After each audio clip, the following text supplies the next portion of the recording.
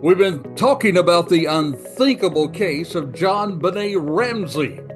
Today, James Buckland and myself, we're going to be discussing the last two podcasts where we've been talking about the unthinkable investigation and the unthinkable case and who killed Jon Benet Ramsey. We're going to cover all that on tonight's program. The views and opinions expressed in this presentation are solely those of the individuals interviewed or participating and do not represent those of Charlie Crimebuster nor Peacemaker Network. All individuals described or mentioned in the presentation should be considered innocent until found guilty in a court of law. This presentation contains subject matter such as violence and graphic descriptions, which may not be suitable for all audiences. Listener and viewer discretion is advised. James, let's welcome everybody out there and tell them how they can find us on the old Super Slab Internet. All right. Thank you, Charlie. Yes, here at Charlie Crimebuster, we welcome comments, suggestions, opinions, and whether you agree or disagree with our view on a topic, we still want to hear from you.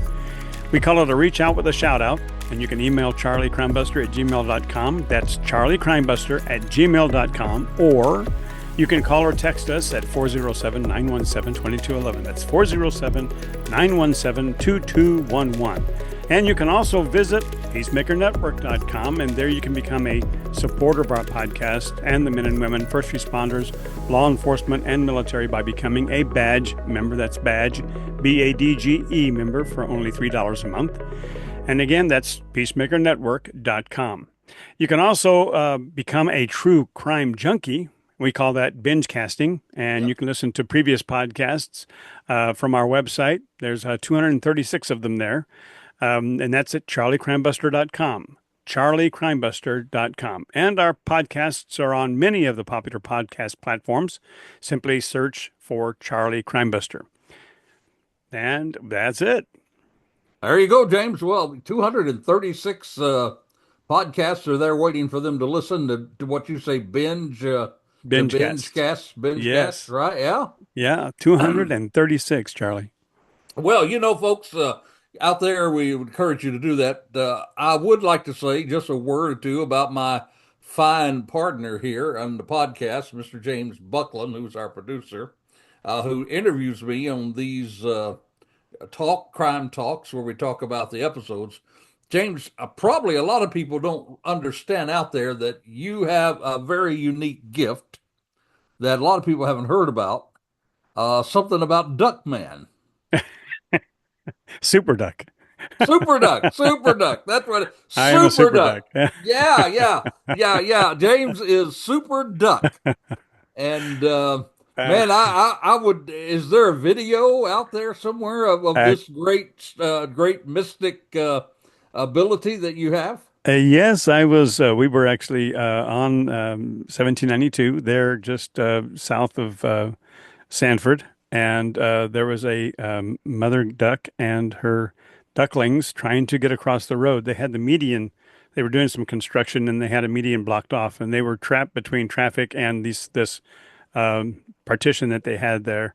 And so I stopped traffic, got out of my car, went up and got the mother duck to follow me over to the lake, which was just right across the street. So we posted that, and then a friend of ours called me Super Duck after that. So love it.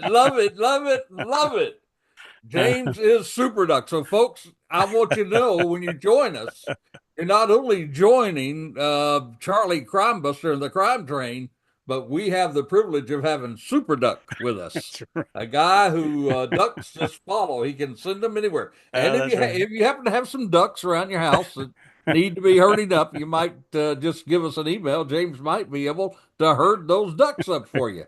I'm the duck whisperer.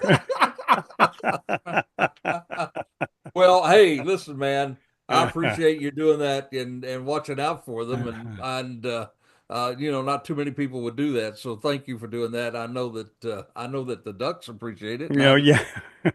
All right. Well, just wanted to get that out of the way because a lot of people don't understand some of the things that we've got going on in this program. Right? That's true. They don't.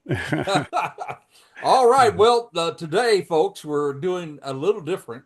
We're actually covering two of the podcasts at one time. So we're going to be covering today in our crime talk, we're going to be covering the Unthinkable investigation, and we're going to be talking about who really killed Jon Benet. And so Yeah. hang in here. I want to tell you who I think actually did the deed. So you want to get into it, James? Yes, and just as a side note, we've been getting a lot of feedback from our audience. We've been actually received many comments regarding these cases, and it's gotten a lot of attention. We've drawn a lot of attention about the case. Many people have formed some opinions about the case, and also some things that they've observed and read as well. So we may be able to have some time to get into that at some later time. Sure. But Yeah. right now, why is there so much attention that's been drawn to this case in the first place? That is a question that I've been asking for a long time about a lot of cases. Obviously there's a whole, there are hundreds and thousands of kidnappings. There's hundreds and thousands of murders out there. And Hmm. when something goes down, why is it that some gain great attention while others do not? That's true. And it's really a question that I've thought about a lot of times, and I think there's a number of things. Well, first of all, obviously, the reason why it takes off is that the press grabs it and goes with it, and the press gets it out there. Well, today it's a little different because not only do we have the press, the traditional press, but now we have a whole new world out there with podcasts like this and other podcasts Yep. and a lot of other ways to get the word out. So I think that we certainly cover a lot more territory today, and people know a lot more about crime, true crime, than ever before. I think another thing was that Boulder, Colorado, was a very unlikely town for something like this to happen in. It was Hmm. Hmm. they'd only had one murder. That was, I think, the first murder of the year, and it was at the end of the year. They had never had any case like this where there was a actual kidnapping and ransom note. Hmm. And Hmm. so it It's was true. an unlikely place for it to happen. So that in itself is news. And then on top of that, it was an unlikely family. It was a wealthy family, had a lot of things going for them. So it was kind of new and it become news. And it was also a rich family and a white kid. Hmm. There Hmm. certainly we know that there is unfortunately that a lot of people of color sometimes are looked over, and that's terrible. That's bad, Right. but it does happen. And then I think also what really also kind of pushed this along was the fact that this little girl was involved in these beauty pageants. Right. Right. With her mother was a beauty queen herself, Right. and she entered him in those pageants. And I want to take just a moment, and I think this is very important for us to say a word about that. I really didn't cover that a lot in the podcast, so that's why it's good for people to come to YouTube because we can add stuff, right? That's right. That's right. It gets me today that everybody says, "Oh, that's so terrible that she put her child out there before others and others could see and all that." But did you know, James, people are doing that every single day in this country with mass media, with That's their right. Facebook postings, Absolutely. with the Absolutely. with all of the various platforms that we have out there. All these platforms, you see parent after parent putting their children out there, Hmm. over Hmm. and over again. So I think it's a little bit of hypocritical for people to judge Patsy when they are doing the very same thing, with it. And I would say to folks, I understand that we're very proud of our children and we like to share things with our friends, but please remember you are putting your children out there before the world. And there are some pedophiles that are out there that Hmm. are trolling these sites. That's right. And I would be very careful, about to what extent I did that with small children, because you could be attracting somebody like this. That's So true. I think that I just think it's hypocritical for people today to sit back and look at this case and say, well, man, they had it coming to them because they put her in that beauty pageant. Hey, people today are putting kids right before the entire world right now, every day, hundreds and thousands of them. And we do need to be careful because people can, they can realize they could even see something in the background, know where you live, That's true. That's true. and they could look and see where that photo was taken, and Hmm. they could track you that way. So So I do think the pageant probably drove the press and gained it more attention as far as that goes. Well, it's interesting you should point that out because back in 1969, social media was not really prevalent as it is today. It's considered mainstream today. And you're right. Right? There are many, many parents that are putting their children out there, doing TikTok and Facebook and Yep. all different platforms, showing, little stunts and gigs and giggles and things like that. So you're right. It's very hypocritical that they would do that. Yep. But why was there a disconnect between the DA and the Boulder police in the first place?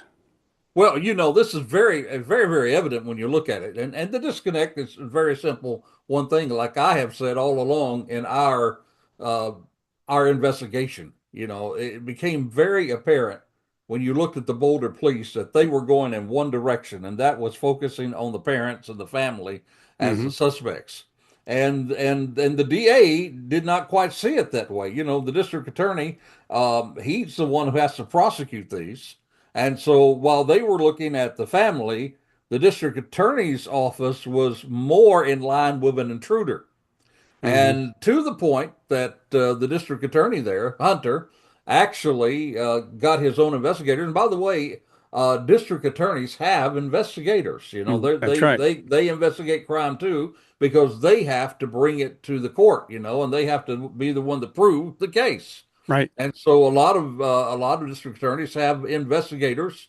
I had worked for an attorney one time, and then also I know friends who become investigators of the district attorney as well, or for the district attorney.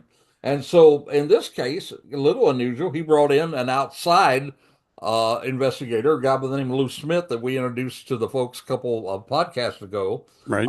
who had actually had covered 150 homicides. And I think it's so interesting. He had covered 150 homicides where Steve Thomas, the lead investigator on the Jon Benet case, had never covered a homicide. He was Hmm. he was he was involved in narcotics. He was a narcotics investigator. Yet he spent 20 months investigating this. Now I'm not saying that Thomas could not have investigated this. I'm not even saying that he should not have investigated.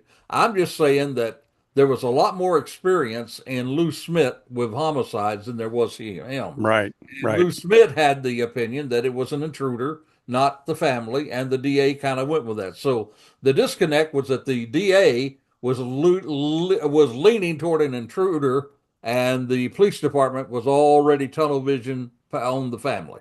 Well, why did they fake news to the press in the first place?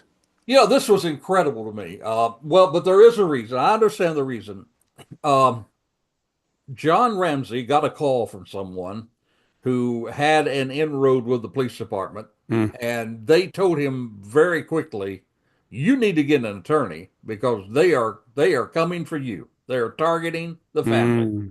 Wow. So he did, and I don't blame him. If I was in his place, I would too. Uh, Because they were going for the family. So he got an attorney, and his attorney, of course, like any attorney will say, is you're not going to question my you're not going to question my client unless I'm present. I'm right. not going to let you play those tricks that you play to get people. So they felt that the Ramses were guilty, first of all, and secondly, the police felt that they needed to pressure them. Now, when you are today, we call it interviewing.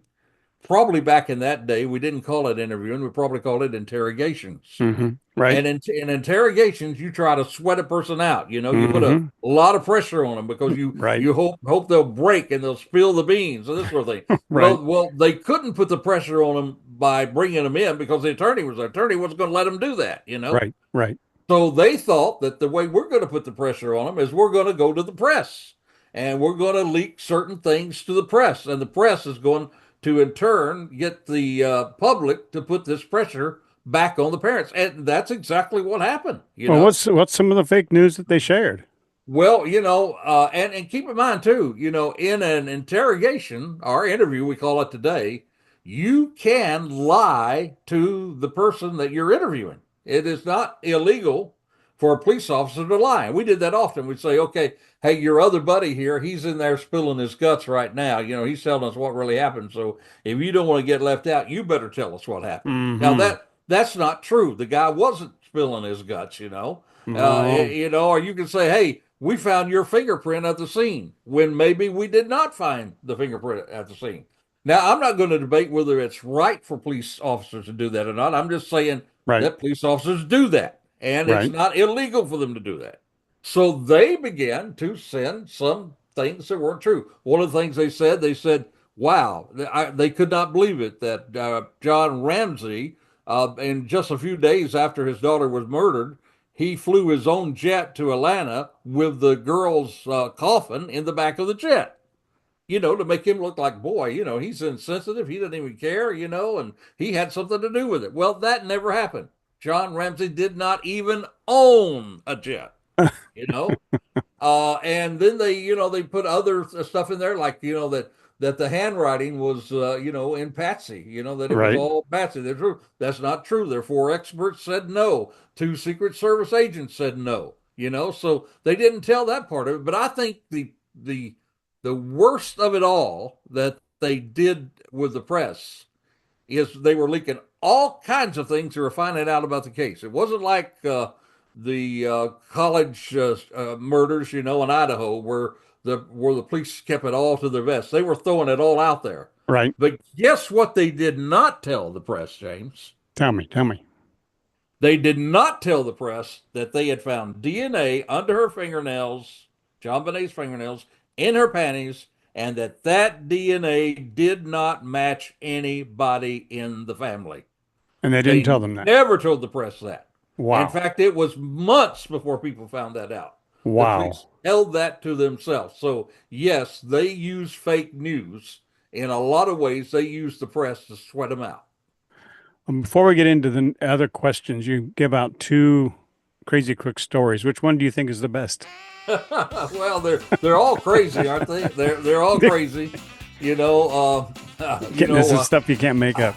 well, one of them was, and this wasn't the best one. One of them that we told was about the guys that stole this stuff out of some storage sheds, jewelry and all that sort of thing, and they tried to get away, and so they got in their SUV and they wrecked their SUV, and then the sheriff's department put up a drone and then found them trying to escape in a rowboat, not a motorboat, but a rowboat, and they didn't even have paddles, and they were trying to get across the water, and the rowboat that they picked was not a good one because it was leaking, so it was going down. So they ended up having to swim back to the shore, and guess who were there? There was the police. So The police were they, there. they weren't very smart. But my best one was the other one we shared in the two Mhm. was the fact that this lady, they were pulled over in a vehicle, in an automobile, and the police said, "Is there got anything illegal in here?" No, we don't have anything illegal here at all. So they were going through bags, and guess what? They found in one of the bags, they found all kinds of drugs, meth, and everything else that belonged to one of the ladies. And on that bag, imprinted were the words, "There are no drugs in this bag. Uh-huh. There are no drugs in this bag." Now, James, Be the first place I'd look. if I am a police officer and I see a bag that says there are no drugs in this bag, guess what I want to do? I want to look in that bag, right? You know it. You know Yeah, it. yeah. Just like you have a bench out there and you see wet paint. What does everybody want to do? They want to go Touch over there the and paint. touch it, right? Yeah. So this lady who had a bag full of drugs that said there are no drugs in this bag, well, she's the one I think was the craziest of all those. Oh, back to our unbelievable. You mentioned that the Amber Alert was introduced earlier in the year that when Jon Benet was murdered. Did they issue one then? And if not, why not? Well, that is true. In 1996, that's when the Amber Alert was actually where it actually started, and thank God for it, because as I mentioned in the podcast, thousands of people have Oh been yeah. found as a result of the Amber Alert. So please, folks, when you get those alert, really, really give attention to it. There was a lady in Texas, there in an area of Texas, And there was a little girl, unfortunately, who was kidnapped and killed actually, and her name was Amber. And this lady, prior to that, had thought, let's get some words out about these kids that have been kidnapped. So she would go to the local radio stations and she would have them, Hmm. send out information about maybe a potential child, a child who had been kidnapped, to try to see if anybody out there. And it was all radio at that time. And so, they felt people out there driving around, listening to the radio, they might see something that would lead them to recover a child. Right. So then it became the Amber Alert. And then now, it's broadcast all over the place and all kinds of media. And probably most of us, I know I do, and I'm sure you do too, James, we get those alerts on our phone. We do. It makes and I start looking around, Yeah. because that can happen. I mean, and that can be powerful because I know that Charlie Crimebuster, we on our Facebook this last week, there was a bulletin that went out from Volusia County Sheriff's Department about a double murderer from Texas who was found, who they thought was in their area. So we put that out on Facebook, and sure enough, somebody saw something, said Hmm. something, and they arrested him. There you They go. arrested him, just right there near a homeless area because somebody saw it. So it does work, but during the time of Jon Benet's kidnapping murder, they did not issue an alert. And you said, why not? Well, why not was, I think, because of a couple of reasons. Number one, most of the time when they were issuing those alerts, they had a lot more to go by. They usually had a description of a vehicle, description of a suspect, Hmm. the clothes, and they didn't have any of that. But probably the biggest reason was they didn't really have a lot of time to do it because pretty soon, the next morning, they found Jon Benet's body. Right. So, Right. there was no reason to send an Amber Alert at that point because they had found, unfortunately, Jon Benet dead. Right. So I believe the reason is, but and if she had been kidnapped and it had gone longer, there was probably a probability that they would have issued one, but they did not. Well, why do you think the parents are innocent in this murder, Charlie? Well, I think it's very unfortunate that the police did use the press the way they did because what they ended up doing, they ended up turning just about the whole world against the Ramses. Hmm. Hmm. Oh yeah. You and I were alive during those times, and I mean, I even Yep. kind of read everything and thought they were guilty too, and in Yeah. the Oh back of yeah. my mind, Yep. because that's the only information we were receiving, That's right. and that was the only information that was out there, and because of that, the whole world turned against them. But then things started happening, and I guess what I'm saying, the reason I believe they're innocent is that in every single theory about them, one theory that we talked about that they tried to push, that Steve Thomas tried to push, was that he thought, and I thought this was just horrible. He is an investigator. Hmm. He is out there to investigate the truth. Right. But he comes up with this theory that he thought that maybe Jon Benet, she wetted the bed, that Patsy was upset, she was under all kinds of stress, and she lashed out, pushed her, and she hit her head, or somehow she accidentally killed Jon Benet. And then she turned around and she began to stage it like a murder. Hmm. And that was his theory. The Interesting. problem was it was a theory. There was no evidence at all. Right. Even the bed was not wet. They checked it the next day. There wasn't any. Hmm. It did not. And if that had been the case, then the death investigation stated that, and this is sad, I hate to say this to people, but Jon Benet was alive when that garrote was put around her neck and she was Oh, strangled, so she was alive during that time. So that wow. that blows Steve Thomas's theory right out of the water. Right. The other thing was that John Ramsey, that he had sexually abused her, and the doctor that had seen her year after year after year said there was no sign of abuse of any kind. There wasn't physical abuse, there wasn't emotional abuse, there wasn't sexual abuse, Mm. and that he was innocent. So I guess the reason why I believe they're innocent, there is no evidence whatsoever Hmm. that says they're guilty. Right. On the other hand, there is evidence that there was an intruder that came into the house that night. Right. There's evidence there, and people should follow the evidence, not some theory. By the way, Thomas, of course, wrote a book about it. Right. Right. Made some money over it, but then he lost some money because he was sued, and he should have been sued. You Hmm. know, Hmm. because of that. So, of all the theories out there, there was nothing that with any real based evidence to show the parents were guilty of this, and there was evidence, there is evidence that there was an intruder. Well, Charlie, tell us about the Santa Claus suspect then. Oh, the Santa Claus suspect. Yeah, Yeah. we Yeah. we mentioned a whole group of suspects, and Yeah, you did. we really don't have time to go through all those suspects tonight. But the Santa Claus suspect was actually a friend of John and Patsy and a lot of people, and he would play Santa Claus. All of us may know, lots of us know people, guys who like to be Santa Claus. Right. They Right. love children, they love to share joy and all that. And it seemed like that he was especially, that he favored Jon Benet.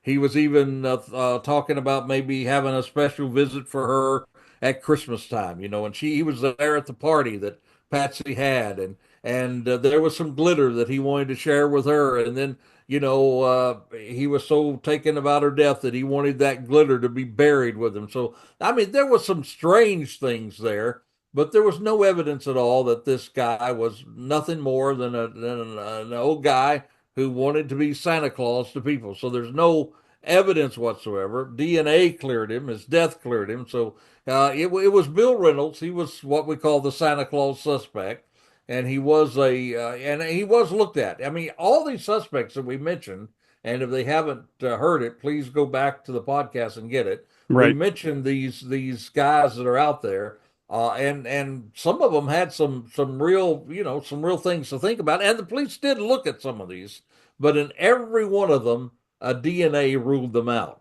So Right. they were ruled out because of DNA. I think the one that was most fascinating to me was the teacher. That Hmm. went to Thailand and confessed it. And they brought him back, extradited him back. Then Right. they found again that that the DNA excluded him as well. So there was a whole host of suspects, but none of them, all of them were ruled out by DNA. Well, you mentioned DNA. So what if DNA sample that they have is tainted or maybe wrong? Does that mean all the suspects are still suspects? That's a very good question. Very good question indeed.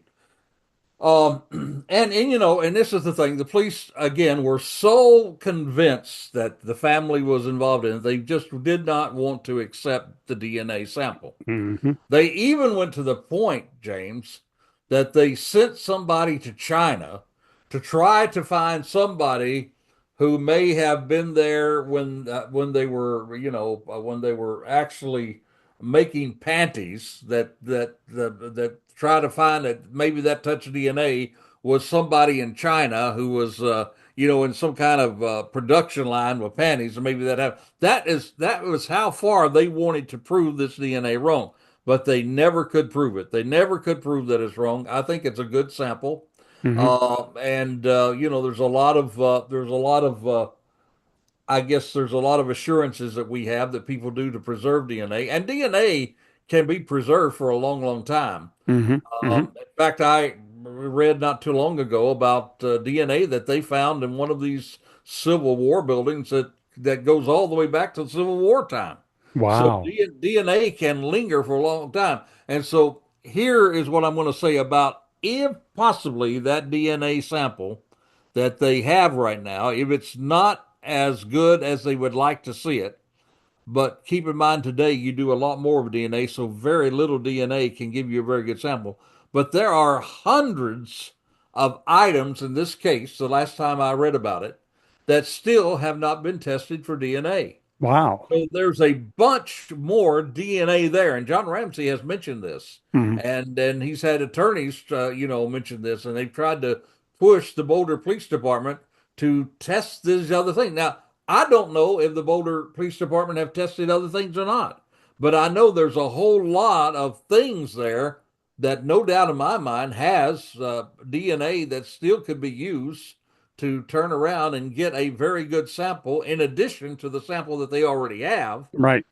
and to compare it, and then maybe to have that kind to go to the ancestry platform and us try to find somebody that's kin to this person who did this terrible crime. So that brings up the next question. Who do you think killed John Benet Ramsey?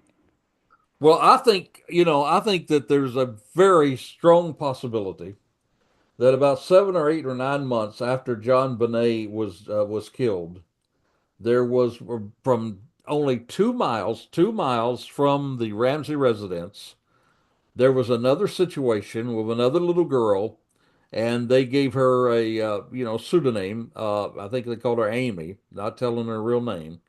But she too was raped in her bed at night, and this guy came in, and he even knew her name, Hmm. and the mother heard something, and thank God for a mama, because mama will be like a mama bear. Oh, yeah. She ran in there with mace, and she ran this guy away. And the family has no doubt in mind, that family there that happened to, that he was going to take her just like the person was going to take Jon Benet. But I believe something happened that, he killed her before she got out because he didn't take her.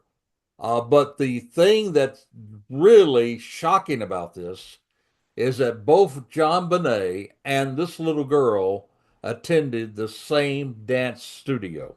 Interesting. Wow. So here is someone 2 miles from there. Hmm. And they also know something else about this. They also know that when they came, they had been away. They had been away that night. And when the parents came in of this little girl, when they came in, they then set the burglar alarm. So this proves that this person that was in their house that night had entered that night prior to them coming back Hmm. and going to bed that night. He had been there waiting for them. And if you recall in the podcast, I mentioned that I thought that that's exactly what happened with Jon Benet. Hmm. I think while they were away, this guy or whoever this unknown person was, this sub, came into the home, had been there the whole night. I mean, it was a huge house. You could have hidden anywhere in that house, Hmm. and he waited till everybody went to sleep, and that's the exact same MO of this person that went in there. Now, the thing that's sad about this, James, is the police department just blew it off. What? They thought that there was no connection whatsoever to this. And I believe that if they had not been had such tunnel vision on, again, that the parents and the family's guilty of this, if they had not had such tunnel vision, maybe they could have taken this case, ran with it a little harder, Hmm. and maybe found the person. Even the father of this little girl who was raped, thank God she wasn't killed because mama got in there in time. Hmm. But even the father of this little girl said that when it came to the police department, he would give them, as how they handled their case, he would give them a -5. On a scale of 1 to 10, he said -5. Wow. So that says volumes about what kind of attention that the Boulder Police Department gave this second situation that happened, within months from the same thing that happened with Jon Benet. I believe that unknown person was the same person that was there with Jon Benet, and I believe if they get any good DNA, and if they do get to the platforms, and they do find somebody through ancestry DNA, if they can find somebody that's related to somebody that was there during that time, who had the kind of profile that said that they could have done it, I believe that they'll find that the same person did both of these. Hmm. Hmm. I agree with you there. Yeah. Yeah. Well, this was good. You kind of recapped on everything that was discussed in the last two podcasts. And for Yeah, those, well, we covered a whole lot of stuff in two weeks there with yeah, that, I was But going to say that if you have yeah, not listened to the podcast, go yeah, back and listen to the podcast. So this way you know exactly what we're talking about. right. And what we'd like to do, James, maybe next week, we could get to some of the comments that the Yes. people have made and the questions that they've come in, and maybe we could take some time next week on our crime talk to cover those. You think that would work? That would work. We've got 16 on one of the podcasts. So yeah, we could Yep, plenty yep. to go through. All right. Sounds It's like a good. plan. All right. Thank you, Charlie. So until this time next time, this is Charlie Crimebuster reminding you, stay safe, stay alert. Yep. For the life you save, it could be your very own. You have been listening to Charlie Crimebuster. You can find additional podcasts at charliecrimebuster.com. You can also support our first responders, military, and law enforcement communities at peacemakernetwork.com. Or subscribe to our YouTube channel using tag @CharlieCrimebuster. Even visit our Facebook page, facebook.com/CharlieCrimebuster. Or if you would like to make suggestions for future podcasts, please send your ideas to charliecrimebuster@gmail.com. That's charliecrimebuster@gmail.com. Thank you for joining us today, and we hope that you will join us next week for another exciting crime story with Charlie Crimebuster.